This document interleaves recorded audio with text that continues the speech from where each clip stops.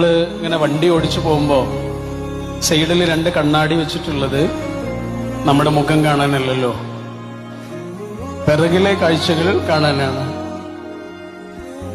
എന്തിനാണ് മുന്നിലേക്ക് പോകുന്ന ഒരാൾ പിറകിലെ കാഴ്ചകൾ കാണുന്നത്?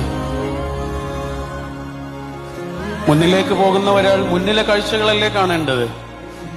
മുന്നിലേക്ക് പോകുന്ന ഒരാൾ എന്തിനാണ് പിറകിലെ കാഴ്ചകൾ കാണുന്നത്?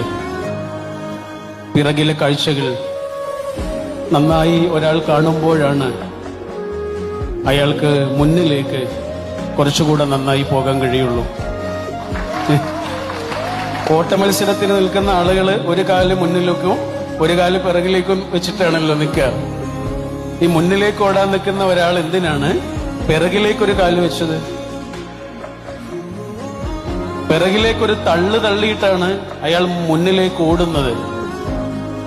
പിറകിലേക്കുള്ള ആ തള്ളിൽ നിന്ന് അയാൾക്ക് ശേഖരിക്കുന്നൊരു ഊർജമുണ്ട്. ആ ഊർജം കൊണ്ടാണ് അയാൾ മുന്നിലേക്ക് പോകുന്നത്. 1 സ്റ്റെപ്പ് ബാക്ക് 7 സ്റ്റെപ്സ് അഹെഡ് എന്ന് പറയും.